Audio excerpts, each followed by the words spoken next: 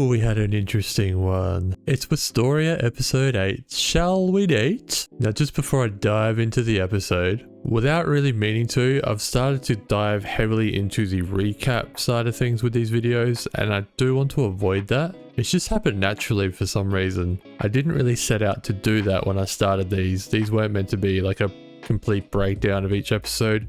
I'm sure there's some fantastic YouTubers out there doing just that know much more about the topic than I do. These were meant to be the reactions and thoughts of a complete anime noob that knows nothing about anime, and just really my feelings towards each episode. And something else I started doing in Cowboy Bebop was do a little score at the end of each episode, which I might start doing here too. And for all the episodes leading up to this point that have no scores, I might just combine them into one video and do a score for each episode real quick. So I will remind you at the end, but if you do have a score for the episode, drop it down in the comments below. Let's compare notes. So what I'm going to do is just dive straight into recaps, but do them very quickly and just very generally. And then we'll look at some of the highlights or things I think are noteworthy in the episode. They could be highlights, they could be lowlights, give my overall thoughts and give a quick score. So this episode follows on from the end of the Grand Magic Festival, and we start in the tavern with the dwarves, and the frothies are flowing. Julius and his lackeys had to apologize to the dwarves, and they are now working in the tavern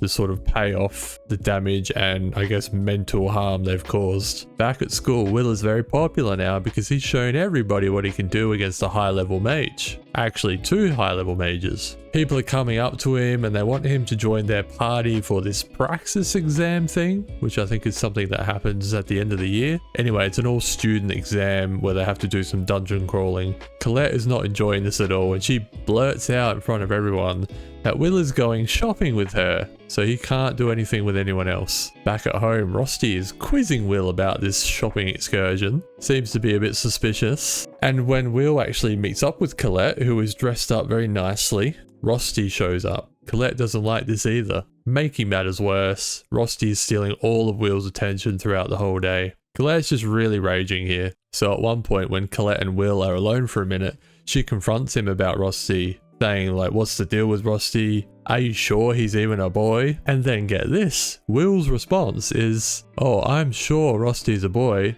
I've seen his thing and it's bigger than mine. What? Then we get a moment where Collette and Rosti are alone as well. And Collette confronts Rosti just like she did with Will. Rosti got very mad. Rosti said, I love Will more than any other person in the world.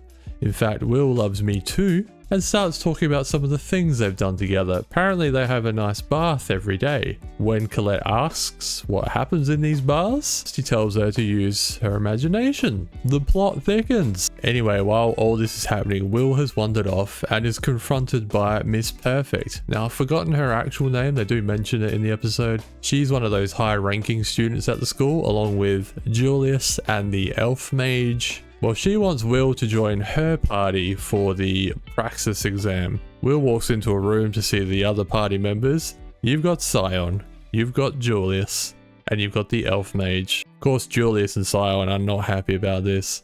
The elf mage is quite happy to have Will along. And Miss Perfect just says that she wants to stand out so she can ascend not only to the tower, but to become a Magiavander. And this is the best way to get the best result. So Will does eventually agree. So then they set off into the dungeons. They've got backpacks and tents and all sorts. Looks like they're off for a big adventure. Collette actually tags along. She says, wherever Will goes, I go. Rosti is there but can't go along with Will, but he did give Will a backpack full of magical items. And that's the episode, but there was a post-credit scene. I'll get to that in a minute. So as you might have gathered, a fair bit happened. We had a lot of the relationship stuff. We definitely got a reveal as to Rosti's feelings towards Will. I remember a while back I thought Rosti might be like a family member undercover or something. I guess that's blown out of the water. We got Will talking about his Willy, Will and his Willy. We got a lot of emotions from Collette, and we had a lot of that thing where they bring other animation styles into the show, showing Colette's emotions. So there was embarrassment, there was rage, there was love, definitely. She loves Will, definitely. But yeah, there was those different styles that you probably see more in other anime shows as well, where it sort of accentuates an emotion or a moment in the show. Oh yeah, and this praxis exam thing is quite dangerous apparently. Last year, 4 students died, were eaten by monsters. So it's possible we're going to have some death coming in the next episode or 2. Yeah, they mentioned something about unlocking like the higher levels of the dungeon for this thing. And it kind of got me thinking, does this school just own a dungeon full of monsters? Is that what this dungeon is for? Just this school? And what's the deal with the monsters? Do they like restock the monsters when they're all killed? Are they breeding there?